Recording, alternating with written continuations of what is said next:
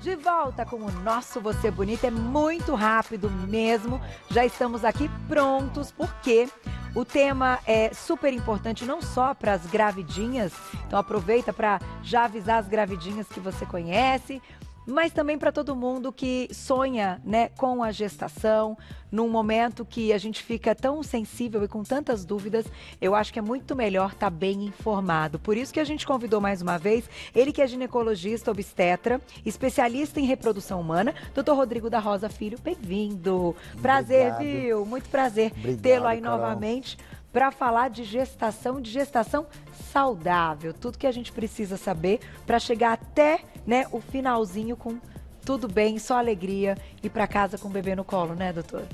Isso é fundamental, e o principal para uma gestação saudável é planejamento. Tá. Então, os cuidados com a gestação começam antes da mulher engravidar, e na verdade quem engravida é o casal.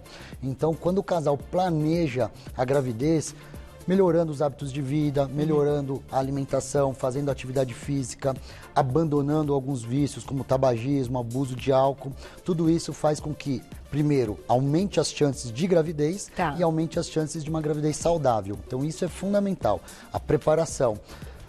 Algumas vitaminas importantes podem evitar abortos, evitar malformações do feto. Então, tudo isso é fundamental para que a gravidez aconteça de uma maneira mais saudável possível. E isso que você diz é logo ali no início. Então, assim, descoberta a gravidez, ainda que de surpresa, ou para quem está fazendo esse planejamento, já se deve entrar com tudo isso, né? A questão das vitaminas também. Sem dúvida. Uma dos principais vitaminas que precisa é o folato, né? Que a gente conhece como o ácido fólico, a forma ativa, que é o metilfolato, que a deficiência dessa vitamina no organismo da mulher pode provocar algumas malformações fetais.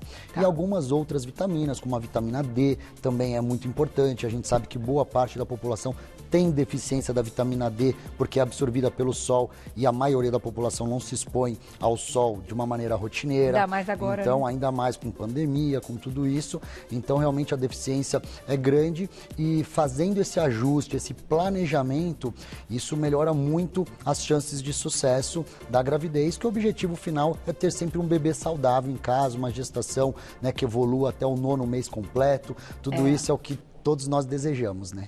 E a gente destacou até para falarmos hoje da questão da placenta, porque alguns problemas, então o descolamento da placenta pode trazer, né, até um parto prematuro, né, doutora? As meninas programaram ali um passo a passo para você explicar pra gente. Vamos colocar o primeiro na tela, olha lá, essa ilustração. Então, funções da placenta: transportar nutrientes para o feto, filtrar as substâncias nocivas presentes no sangue da gestante, ela vai sustentar a gravidez, estimula os hormônios da gestação e vai remover o gás carbônico e outros dejetos do líquido amniótico.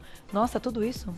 Tudo isso. A placenta é um órgão fantástico, é um órgão transitório, porque ele só existe durante o período da gravidez da mulher, que tem múltiplas funções, um órgão complexo, e ele que faz então essa troca entre o organismo materno e o organismo fetal. Então, além de fazer toda essa troca dos gases, né, oxigênio e gás carbônico, também leva todos os nutrientes, é responsável pela produção dos hormônios que mantêm a gravidez, principalmente a progesterona e o HCG. Então, tudo isso é feito pela placenta.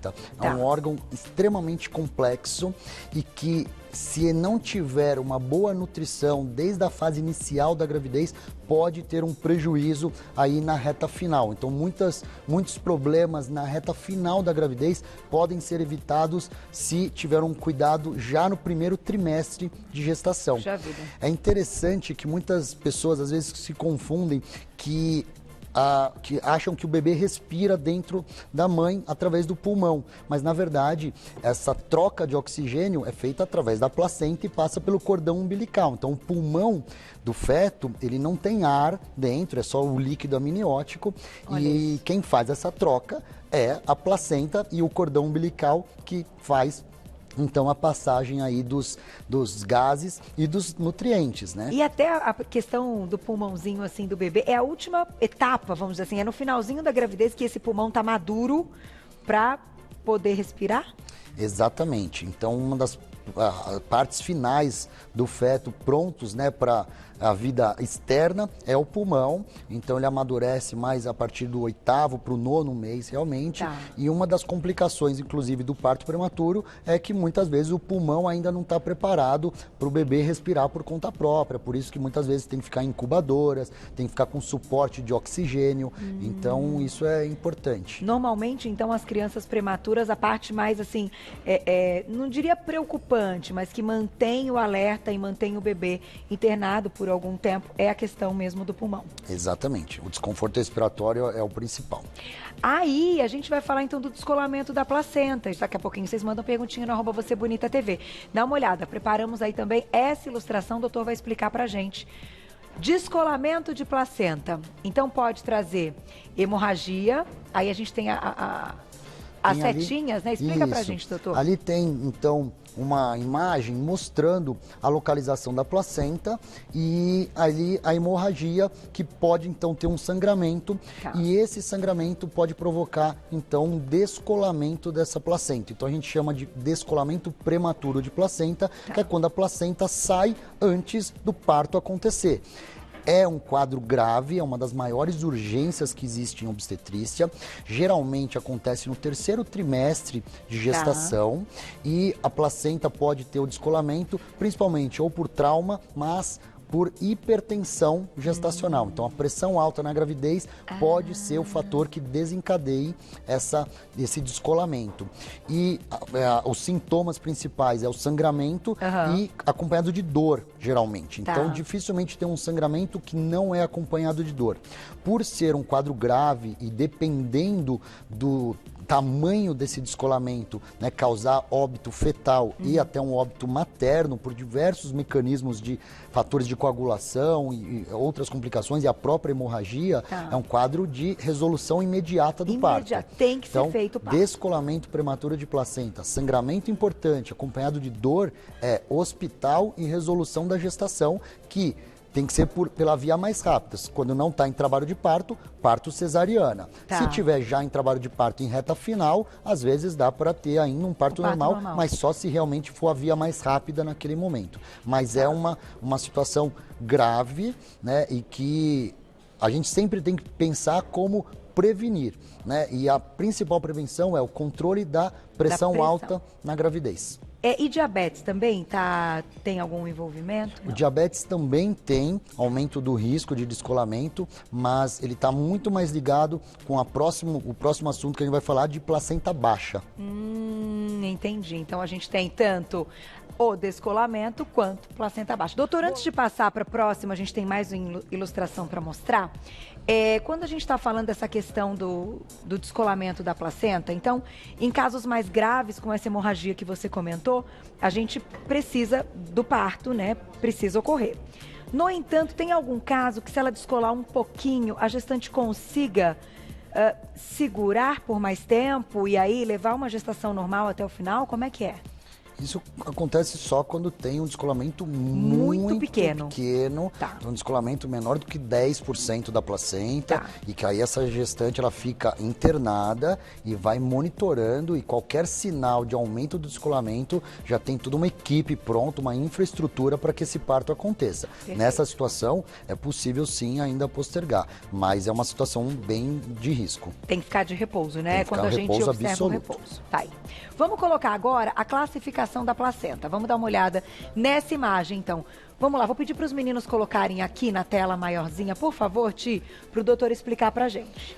Então, a placenta, ela fica localizada geralmente na parte superior do útero, né? Então, essa é a posição habitual. E a gente chama, então, da placenta prévia ou a placenta baixa quando ela fica muito próxima ao colo do útero. Então, nessa situação que a placenta fica mais próxima, ela não está na posição habitual e isso corre mais riscos. Maior risco de sangramento, que geralmente esse sangramento acontece de uma forma indolor, então não está acompanhada da dor, que é diferente do descolamento prematuro de placenta. E também tem um quadro que pode dar um acretismo. O acretismo é quando a placenta invade a parte da musculatura do útero e faz com que a placenta fique grudada. E isso tem um risco maior no pós-parto, porque se a placenta não sai, muitas vezes tem que ser retirado o útero logo na sequência do nascimento, porque a placenta ficou grudada. O principal fator de risco para placenta baixa é tabagismo e alguma cirurgia, alguma manipulação no útero, ou uma curetagem uterina feita anteriormente, ou própria cesariana. Por isso que as cesáreas, né, sendo submetidas de repetição, aumenta esse risco de ter placenta baixa e também outras cirurgias, como retirada de miomas uterinos. Então, qualquer manipulação no útero aumenta o risco. E até multiparidade, a idade da mulher, então isso aumenta também uma gestação após os 35 anos. Então, todos esses são os fatores de risco para a placenta baixa. E a placenta baixa, ela pode acometer completamente o colo do útero, então a placenta recobre completamente. Nessa situação, o único parto possível é através da cesárea. E também quando tem a placenta baixa, mas não está recobrindo totalmente o colo, a maioria das vezes vai para cesárea, mas ainda assim é possível, em determinadas situações, o parto normal. Mas a placenta prévia, ela é uma das indicações absolutas de cesárea durante a gestação. Olha, é tão lindo ver as imagens, né, da placenta, do bebê crescendo. Doutor, chegaram muitas perguntas, deixa eu começar a responder agora, então. Ótimo. Olha lá, que lindo. Na tela, quem escreveu pra gente. Obrigada, Cláudia, um beijo pra você. Tenho 39 anos e estou acima do peso. Posso ter uma gravidez de risco? Planejamos ter um filho daqui a 1 ano, pois estou em processo de emagrecimento. Cláudia, muito boa a sua pergunta, e a gente sempre fala da gestação de risco muito ligado aos hábitos de vida, mas também à idade da mulher. Então, nessa situação, o que eu aconselho, tentar sim fazer um processo de emagrecimento contínuo, melhoria da alimentação, dos hábitos de vida, mas principalmente não perca muito tempo, porque a chance de gravidez, ela cai bruscamente a partir dos 35, 36 anos de idade, e talvez esperar mais 1 ano só em decorrência de tentar perder peso pode trazer um prejuízo ainda maior do que engravidar com excesso de peso. Lógico, o ideal é engravidar com peso adequado, mas não esperar tanto tempo para que isso aconteça. É verdade. Perguntinha. Obrigada, Cris. Beijo para você. Tenho tipo de sangue AB negativo. Posso correr algum risco na minha gestação ou bebê? É a minha primeira gestação. Parabéns, viu, Cris? E aí a questão, né, do RH, do tipo Cris, sanguíneo? parabéns pela gestação, e sempre tem essas dúvidas também. E o tipo sanguíneo da mulher, quando é negativo, a gente tem que saber o tipo sanguíneo do parceiro. Se ele tiver um tipo positivo, não importa se é AB, se é O, mas a gente está falando de positivo ou negativo, se ele tiver positivo, você tem que receber durante a gestação uma imunoglobulina, uma vacina, que vai fazer com que você não forme anticorpos contra o sangue positivo. Agora, se ele for negativo, não tem nenhum problema. Se ele for positivo, essa imunoglobulina vai ser aplicada por volta de 28 semanas de gravidez, se houver qualquer sangramento durante todo esse processo, ou no parto, se o bebê for positivo, como o pai. Ah, interessante. Mas no final dá tudo certo, gente. É interessante que, né, principalmente para as gestantes, quando fazem perguntas, eu me lembro na época que eu estava grávida, nossa, tudo a gente fica meio apavorada, mas no final dá tudo certo, né? Com um sorriso no rosto. Gente, vivam esse momento que é coisa mais linda do mundo. Mais perguntinha, olha lá. Obrigada, Mari. Beijo. Adorei o tema. Estou de 3 vezes. Aí, mais uma, ó. Tomar água para manter a placenta forte é verdade ou é mito? Um beijo, lindona. Parabéns. A hidratação da gestante é fundamental, então é verdade sim, né? Gestantes bem hidratadas e bem nutridas, principalmente com alimentos saudáveis, né? Alimentos aí ricos em vitaminas, tudo isso aumenta as chances da placenta ter um bom desenvolvimento, diminui o risco de diabetes gestacional, que também pode ter uma ligação com os distúrbios da placenta, então tudo isso pode te ajudar sim. Doutor, qual a sua opinião sobre atividade física durante a gestação? O que para você pode, não pode, enfim, ou acaba sendo algo bem individual?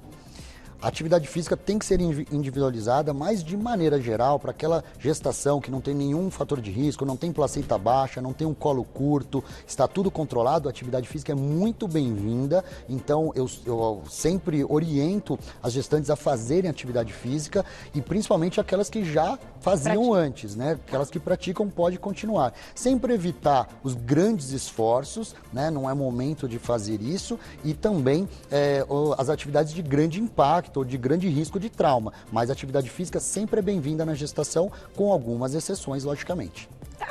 Tem muita pergunta, né, Gláucia? Vai passar muito rápido, gente. A gente já tem... Não dá mais tempo, né? 40 segundos. Ai, mas você volta, né, doutor? Obrigada, viu? Mais uma vez, a gente fala com um sorriso no rosto, momento lindo da vida da mulher. Quem quiser saber mais, vai lá no Instagram para segui-lo, @doutorabreviado.rodrigorosa, @doutorabreviado.rodrigorosa, e o site materprime.com.br, site da clínica materprime.com.br. Obrigada mais uma vez. Obrigado sempre um você, prazer tê-lo Carol. aqui, sempre muito bom poder falar, né, desse tema que deixa todo mundo muito animado, que é a coisa mais linda pensar nessa vida que vem por aí.